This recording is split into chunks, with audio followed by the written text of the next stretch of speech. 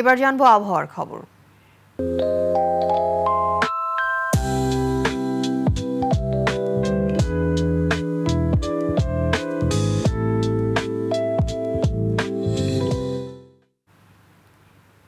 আজকের আবহাওয়ার খবরাখবর জানাতে আমাদের সাথে আছেন সহকর্মী ফারিহা সাজনীন। ফারিহা, আবহাওয়া নিয়ে কি খবর আছে আপনার কাছে, একটু বিস্তারিত জানান। জীবন অবাক না করলে কে করবে? 28% মিল্ক ফ্যাটের অবাক করার সাথে ফ্রেশ মিল্ক পাউডার। জীবন অবাক করুক প্রতিদিন। ধন্যবাদ আফিফা। দর্শক, আজ ৮ জুলাই ২০২৫ তারিখে দেশের সর্বশেষ আবহাওয়া তথ্য থেকে আমরা দেখতে পাচ্ছি খুলনা, বরিশাল, সিলেট, চট্টগ্রাম, ঢাকা ও ময়মনসিংহের অধিকাংশ জায়গায় এবং রংপুর ও রাজশাহীর দু এক জায়গায় অস্থায়ীভাবে দমকা হাওয়া সহ হালকা থেকে মাঝারি বৃষ্টিপাত হতে পারে। সেই সাথে দেশের কোনো কোনো জায়গায় মাঝারি থেকে ভারী বর্ষণ হওয়ারও সম্ভাবনা রয়েছে।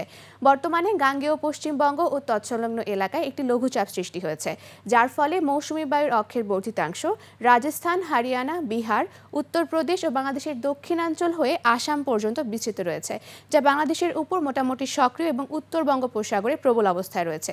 সেই সাথে দেশের নৌবন্দর সমূহকে ১ নম্বর সতর্ক সংকেত এবং কক্সবাজার, চট্টগ্রাম, মোংলা ও পায়রা সমুদ্র বন্দর সমূহকে ৩ নম্বর সতর্ক সংকেত দেখাতে বলা হয়েছে। বর্তমানে বিশেষ কিছু অঞ্চলের তাপমাত্রা যদি আমরা দেখে থাকি, তাহলে সিলেট, ঢাকা ও খুলনায় ২৫ ডিগ্রি সেলসিয়াস এবং বরিশালে ২৭ ডিগ্রি সেলসিয়াস রয়েছে। গতকাল সর্বনিম্ন তাপমাত্রা রেকর্ড করা হয়েছে সিলেটে, যা ২৩.৮ ডিগ্রি সেলসিয়াস এবং গত ২৪ ঘন্টায় ঢাকার সর্বোচ্চ তাপমাত্রা ছিল ২৯ ডিগ্রি সেলসিয়াস এবং সর্বনিম্ন তাপমাত্রা ২৬.৭ ডিগ্রি সেলসিয়াস। সেই সাথে আজ সারা দেশের দিন ও রাতের তাপমাত্রা সামান্য বাড়তে পারে এবং আগামী ৫ দিন বৃষ্টিপাতের প্রবণতা প্রায় অব্যাহত থাকতে পারে। আজ সকাল ৬টা অনুযায়ী ঢাকার বাতাসের আপেক্ষিক আর্দ্রতা নির্ণয় করা হয়েছে ৯৭%। দর্শক, এ ছিল আমাদের আজকের আবহাওয়ার তথ্য। ফিরে যাব আফিফার কাছে। আফিফা। ফারিহা, ধন্যবাদ আপনাকে।